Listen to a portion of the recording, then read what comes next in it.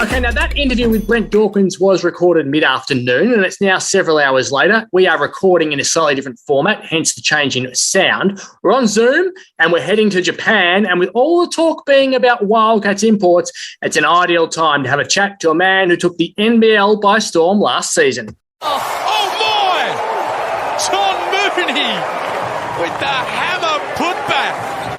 And Mooney steps out.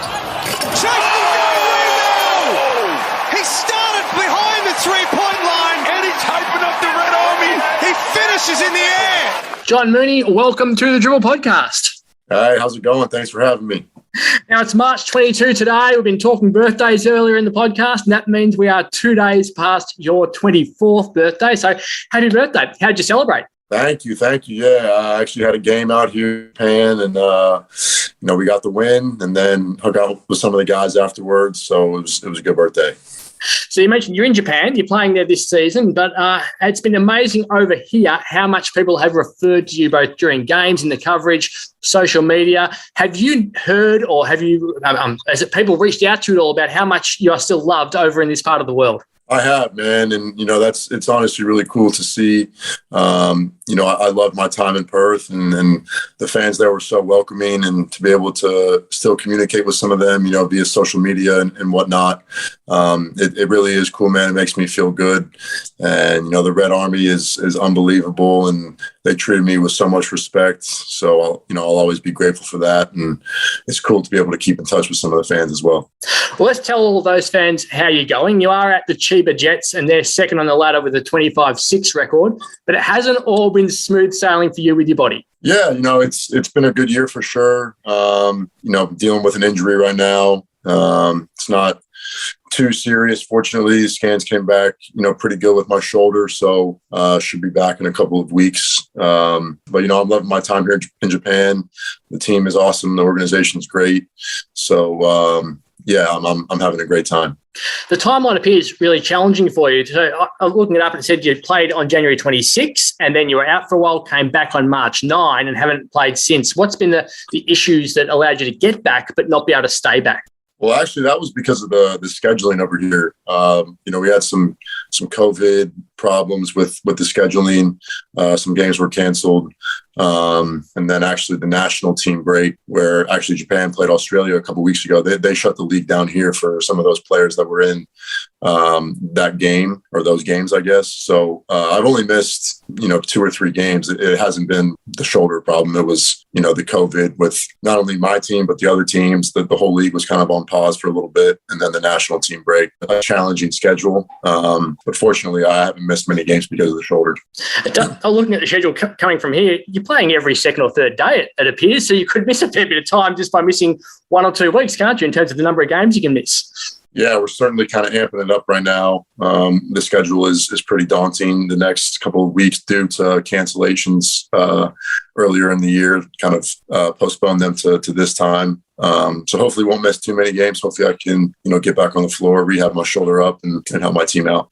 Geez, you've had some huge games. Like you had some big ones over here, but talk to me about the period between December 4 and 12 in Japan, where you played 4 games and averaged 19 points and 15 rebounds. That must have been some fun games to be involved with.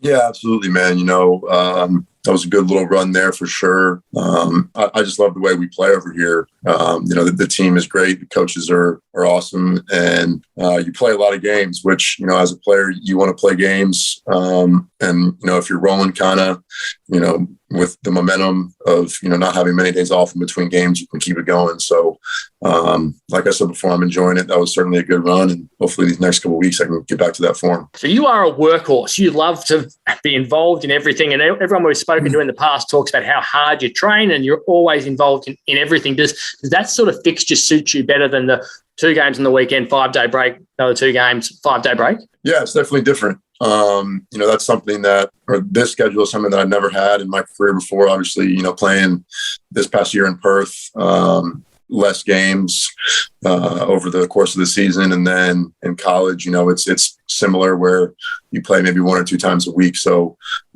it's definitely different and took me, a week or two to get adjusted to earlier in the season. But like I said before, man, it's nice to be able to go from game to game. It's almost like an NBA schedule, to be honest, where, like you said, you're kind of playing every other night. 3 times a week, usually maybe 4. So I like it because you're playing games and, like you said, work hard pretty much every night. So I like it. So Nick Kay, a former Wildcat, was on here with a podcast a couple of weeks ago, and obviously you never played with him, and you haven't had the chance to play against him yet due to the schedule and the way it's all worked out. But he talked about the desire to travel around the world, play different styles, and become a different player as a result. What were you looking for when you were going to Japan in terms of trying to enhance your career on the court? Yeah, I agree with what Nick said about traveling the world. That's something that interests me, experiencing many different cultures.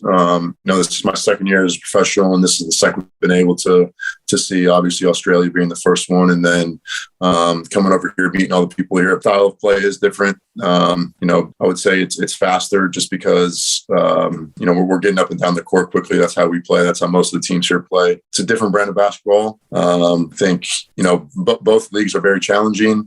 And yeah, it was just a great opportunity for me, something that, I couldn't pass up. And like I said before, I'm really liking it. So where are you a better player specifically as a result of doing college into Australia, now into Japan? Where do you think your skill set has improved the most? Yeah, I would say defensively, I thought I improved a lot in Perth. Coach Gleason was always on me, telling me, Buzz, we need to do a better job of, defending ball screens. He was on me from day one. And, looking back on it, it was great for me to be able to learn from, a coach like him and all the guys in Perth. I think, I'm a much better defender now. A lot of American imports are the bigs over here. So you're playing against, a really good big man pretty much every night. So you have to bring it. And that's something that was attracted to me and, something that I wanted to do to, embrace that challenge. You mentioned Buzz before, the Buzz Light, your nickname you got in Australia. Does that go over to Japan or they call you something totally different? That one didn't travel. That was Jesse Wagstaff, man. He came up with that. That hasn't traveled here. People call me John or Mooney or Moon here for the most part. So Jesse Wagstaff was also responsible for telling you to say cheers, big ears to Damien Martin, wasn't he, during the coverage one time? So he's got you a few times. Right. That's right, man. Jesse's the man. He's a funny dude. And I miss those guys. So we all were hoping that your performances would lead to an NBA opportunity. Where do you think you sit right now in terms of what you're being told by agents or clubs over there in terms of what you need to do to get to that level? Yeah, I had, after the NBL season, I was fortunate enough to be able to get a summer league invitation. I think a lot of that was due to, the NBL and I would say the growth and how much NBA teams watch that league. It's one of the best, if not, the top league outside of the NBA in the world. It's one of them. And I think, the NBA really has its radar on the NBL. So certainly I was, very fortunate for that opportunity. And the summer league thing didn't necessarily go great. Didn't go as maybe I would have planned. But it was a good opportunity, something that I'll never forget. And if I get that opportunity again, hopefully, I'll be able to maximize it and we'll see what happens from there. So, yeah. What did happen at Summer League? Because you didn't get the stats say you only played one game in about 11 minutes of court time. Were you injured? Did it just not work out? What was the situation there? Yeah, so there was about a week-long training camp before in Milwaukee that I played in, and thought I was playing well. And when we got to Vegas, pretty much they gave the playing time to a lot of the guys that were already in the organization. They drafted a big. They had a couple bigs already on the roster, young guys who, they wanted to pretty much give all the reps, which I completely understand. They're giving their investments, the time to get better. And that's pretty much what Summer League is for. Unfortunately, it kind of left me, with not much playing time, which again is fine. It was a great opportunity. And by the time, a couple of those games finished, this Japanese team wanted me over here. So I was on pretty much a flight after our second game. So just wasn't great timing. It wasn't a great, opportunity for playing time. But, again, something that I'll never forget, putting an NBA jersey on, being in Summer League, being in that environment was awesome. So, I was, very grateful for the opportunity. I asked Nick Kay this same question when we spoke about the potential to come back to the NBL, and he said he'd love to come back, but you're only a basketball player for so long, and the money you can earn overseas is probably better than what you can in Australia. So you need to set yourself up there first before coming back. Would you look at it in a similar way at your age, 24, windows open and close pretty quickly? Is it simply too lucrative for you to be playing overseas to be back in Australia, do you feel? I mean, I've said it before. My time in Australia was unbelievable. I thought I became a better player being around those guys that were there in Perth and playing against the competition, NBL every night. It made me a better player, no doubt. And, I think it's fortunately set me up for this opportunity that I have here. I believe that, to the fullest, playing in Perth, having some success as a team, teams around the world watch that league, no doubt. And I think it set me up. So, I'm happy where I'm at right now. It's a great opportunity. And down the road, if, I want to come back to Australia, I would certainly be, more than open to do that just because, I loved my time there. And, if it happens. Like I said before, it's set a great opportunity up right now where I'm at. So we'll see what happens down the road. Well, the Wildcats are certainly missing you. I'm sure they would love to have you, even though they're in a really good position at the moment. And if we look at the votes we've given for the Dribble Podcast MVP Awards for the last game against New Zealand, 1 vote to Majuk, who was filling your role, 8 points, 12 rebounds, 4 assists. 2 votes to Bryce Cotton, 25 points, 5 rebounds and 6 assists. And the 3 votes went to Vic Law for his 26 points and 12 rebounds.